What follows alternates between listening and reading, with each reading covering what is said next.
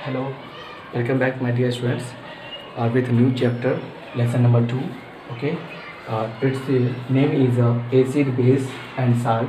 Today we will discuss about what is an acid and what is a base and what is a salt and how can we find acid, base, or salt. Okay, in our daily life or in laboratory or with practical. So first define what is acid. Let's start. An acid is a chemical species, okay, that donates proton or hydrogen. It means it may happen proton or that may be hydrogen or accept electron. Listen once again, my dear. देखिए acid किसे कहते हैं, है ना? Acid जो आपको खट्टा लगता है, आप जो खाते हैं लेमन जूस, बड़ा खट्टा लगता है, एसिड, ये आपका एसिड है ना। एसिड जिसको तेज़ाब बोलते हैं, फिनाइल होता है, ठीक है। जो एसिड जो बैटरी में होता है, जो बाथरूम में होता है, जो कि फ्लश साफ़ किया जाता है, वो सब एसिड है आपका। लेमन जूस में भी आपका एसिड है आपका। देखिए एसिड क्या है। N acid is a chemical species. Acid जो होता है केमिकल स्पीसीज होता है, मतलब एक प्रकार होता है दैट डोनेट्स प्रोटॉन। जो डोनेट मीन्स होता है वो देना, डोनेट मीन्स देना, जो प्रोटॉन को देता है, जो डोनेट्स प्रोटॉन, जो प्रोटॉन को देता है या हाइड्रोजन देता है, ठीक है। तो हम एसिड उसे कहते हैं जो प्रोटॉन या हाइड्रोजन को दे देता है दूसरे एलिमेंट को, उसको यहाँ हम एसिड कहते हैं, ठीक है। तो प्रोटॉन या हाइड्रोजन देता है और लेता भी है किसको? इलेक्ट्रॉन को। किसको लेता है? इलेक्ट्रॉन को। अब आप पूछिएगा सर इलेक्ट्रॉन, प्रोटॉन, न्यूट्रॉन क्या होता है ना? माय डियर बाबू, आपको जो है ना ये इलेक्ट्रॉन, प्रोटॉन, न्यूट्रॉन आप क्लास 6 में फर्स्ट चैप्टर में पढ़े होंगे। शायद मैं नहीं पढ़ाया था बट आप लोग पढ़े होंगे अच्छी तरह से। इलेक्ट्रॉन क्या होता है, प्रोटॉन क्या होता है, न्यूट्रॉन क्या होता है, उसका फंक्शन क्या होता है। आपको ये समझ में नहीं आ रहा है तो क्लास 6 का बुक पढ़िए, लेसन नंबर 1, उसमें आपका इलेक्ट्रॉन, प्रोटॉन, न्यूट्रॉन दिया हुआ है। देखिए जब भी कोई केमिकल रिएक्शन होता है ना, हम आपको जो केमिकल इक्वेशन दिखाए थे ना, वो तो जनरली समझने के लिए फार्मूला है वो, ठीक है, वो जनरली समझने के लिए वो फार्मूला है। लेकिन रियल में जो रिएक्शन होता है वो सिर्फ और सिर्फ इसी तीनों के वजह से रिएक्शन होता है। यहाँ पर कोई तीनों वो नहीं है, वो है आपका इलेक्ट्रॉन, प्रोटॉन एंड न्यूट्रॉन। आप क्लास 6 में पढ़े होंगे, ठीक है।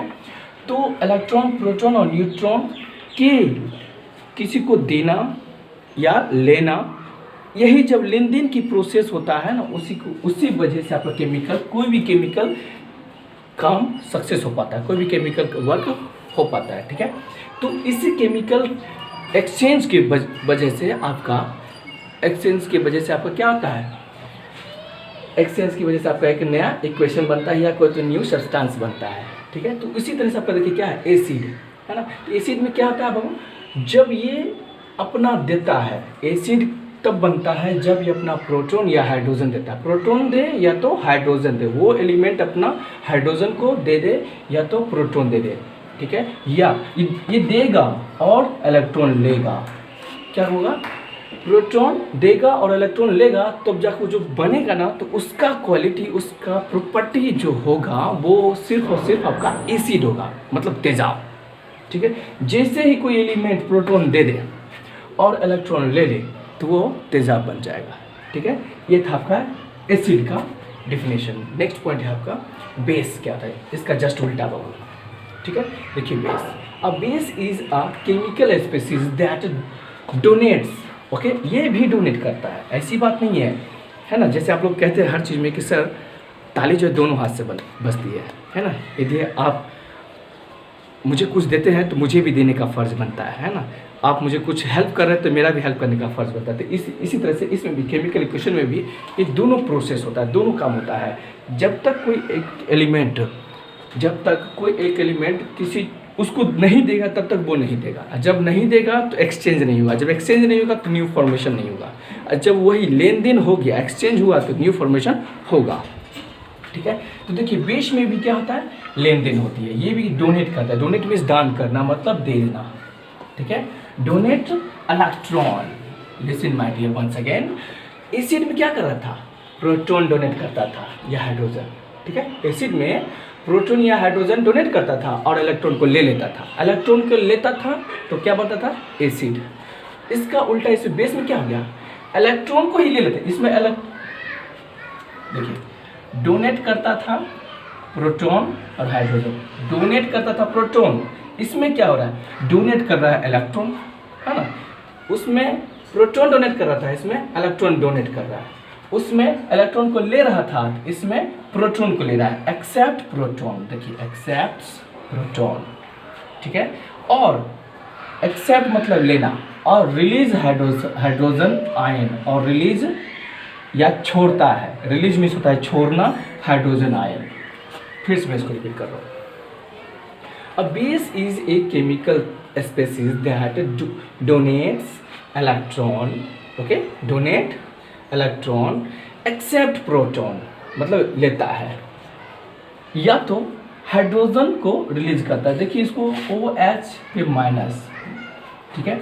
अब वो देखिए चार्ज होता है, charge, electron proton neutron, electron proton neutron जो होता है ना, इन तीनों चीज़ों पे चार्ज होता है, ठीक है। चार्ज जिसको बोलते हैं ना, पॉजिटिव चार्ज, नेगेटिव चार्ज, आप लोग भी फिजिक्स में पढ़ते हैं, पॉजिटिव टर्मिनल, नेगेटिव टर्मिनल। तो इसी तरह से इलेक्ट्रॉन प्रोटॉन न्यूट्रॉन पे चार्ज होता है। क्या होता है?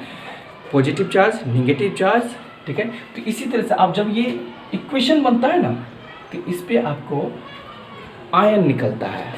आयन मतलब चार्ज, आयन मीन्स भी चार्ज होता है, चाहे वो चार्ज आयन आपका पॉजिटिव हो या तो नेगेटिव होगा। पॉजिटिव देखिए यहाँ पे यदि प्लस होगा, यहाँ पे यदि प्लस है तो पॉजिटिव आयन होगा, यदि वहाँ पर नेगेटिव है, माइनस है तो नेगेटिव आयन होगा, ठीक है। देखिए यहाँ आयन लिखा हुआ है, इसी को बोलते हैं नेगेटिव आयन। फिर से, a base is a chemical species that donates electron, accept proton और release hydrogen ion in aqueous solution. Aqueous solution मतलब जलीय, है ना, जलीय विलयन में, जलीय विलयन में मतलब जैसे कि शरबत हम बनाते हैं ना, तो शरबत क्या होता है? जलीय होता है, जल का बना होता है। तो ये ऐसा काम होता है, जब आप बेस को बनाएंगे तो ऐसा ही उसमें काम करता है। जब करता है, करता क्या है? डोनेट करता है इलेक्ट्रॉन को, एक्सेप्ट करता है प्रोटॉन को। बस इसका क्वालिटी, वो जो नया प्रोडक्ट बनता है उसका बन जाता है, वो बनता है आपका बेस। और बेस आपको कड़वा लगता है, ठीक है ना, बेस आपको कड़वा लगता है। कभी आप डिटर्जेंट को टेस्ट किए हैं? डिटर्जेंट मीन्स पाउडर आती है, सर्फ। कभी आप सर्फ को टेस्ट किए हैं? शॉप को टेस्ट किए हैं? शॉप में साबुन, उसको टेस्ट किए हैं? नहीं किए। लेकिन आप एक ऐसा चीज़ है जिसको हम एवरीडे यूज टेस्ट करते हैं, एवरी मॉर्निंग में करते हैं, वो है आपका टूथपेस्ट। वो भी आपका बेस है, ठीक है। वो ये जो थोड़ा कड़वा लगता है, कड़वा, इसमें एसिड खट्टा लगता है, बेस में कड़वा लगता है, ठीक है। नेक्स्ट है, आप ये दोनों हो गया आपका। नेक्स्ट पॉइंट है आपका साल्ट। साल्ट मीन्स नमक। मैं आपको बहुत अभी ही बता देता हूँ, आप लोग फिर पीछे क्लास में, मतलब आगे क्लास में समझने में आसान होगा। देखिए साल्ट जो है ना हमारे पास वो बहुत प्रकार का होता है, ठीक है। सिर्फ NaCl ही साल्ट नहीं होता है, साल्ट हमारे पास बहुत प्रकार का होता है। NaCl सिर्फ एक ऐसा साल्ट है जिसे हम डेली यूजेज में लाते हैं, है ना। जो कि हम नमक खाते हैं ना, उसमें सिर्फ और सिर्फ NaCl का ही प्रॉपर्टी है, NaCl ही क्वालिटी है, उसको हम खाने में यूज़ करते हैं। आप लोग काला नमक के बारे में सुने होंगे, है ना, काला नमक। तो वो क्या है? वो भी साल्ट है, ठीक है। वो भी आपको नमकीन लगता है, काला नमक। और भी नमक होता है, ठीक है, तो जो कि टेस्ट में आपको साल्ट लगता है। तो उन सभी नमक के बारे में हम लोग आगे बताएंगे आपको। ये तो आपका फर्स्ट वीडियो है, मैं आपको आगे वाला वीडियो में बताऊंगा। तो फिर भी हम डिफाइन करते हैं साल्ट क्या था। देखिए, salts are ionic compound. Ionic compound मतलब वो आयन, देखिए आयन है यहाँ, आयोनिक कंपाउंड मतलब या तो वो प्लस में होगा या तो माइनस में होगा।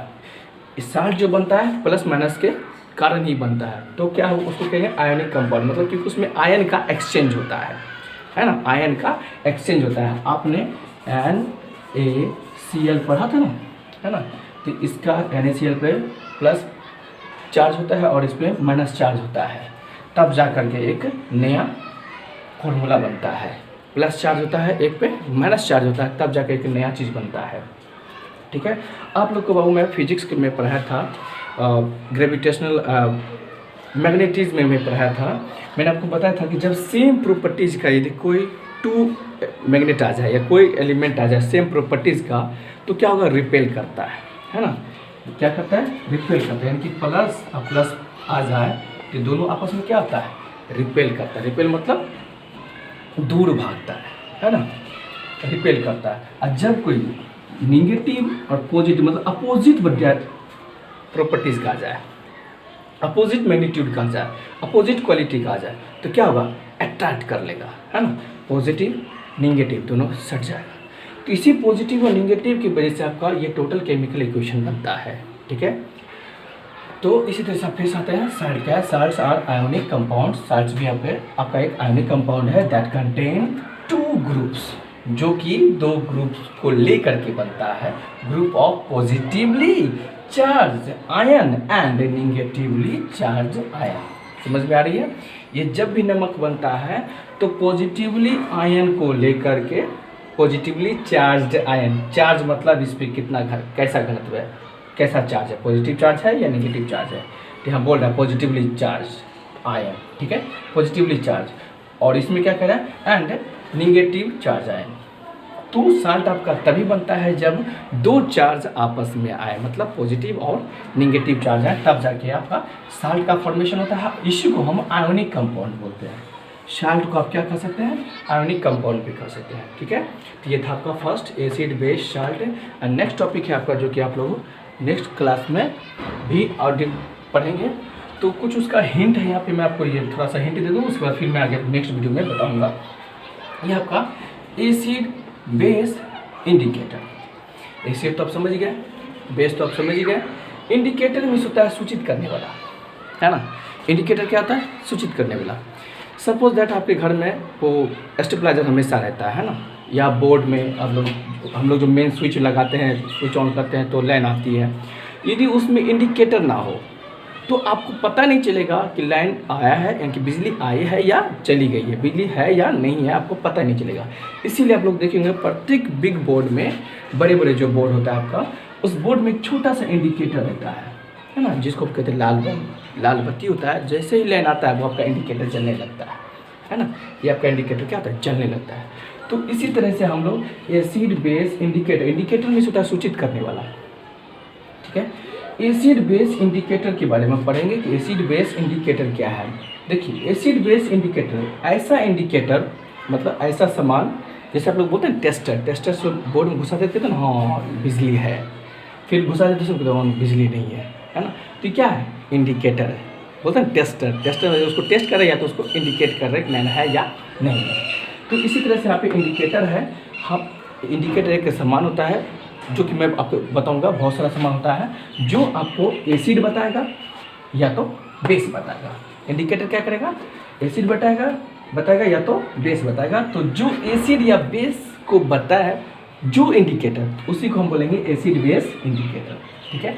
अब देखिए इसका definition, N acid base indicator, मतलब उसी का नाम पूरा ले लिया। N acid base indicator is a substance. ध्यान दीजिए, अब ये होता कि सब्सटेंस होता है, ये भी एक पदार्थ मेटल होता है, दैट गिव्स डिफरेंट कलर्स, ठीक है। एसिड बेस इंडिकेटर जो है एक सब्सटेंस होता है जो कि उसको टेस्ट करने पर आपको डिफरेंट कलर देगा, सेम कलर नहीं देगा, ठीक है।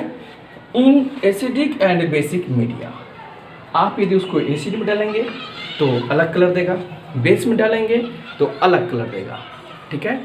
तो यही है आपका इंडिकेटर, जिसका नाम है एसिड बेस इंडिकेटर, ठीक है बाबू।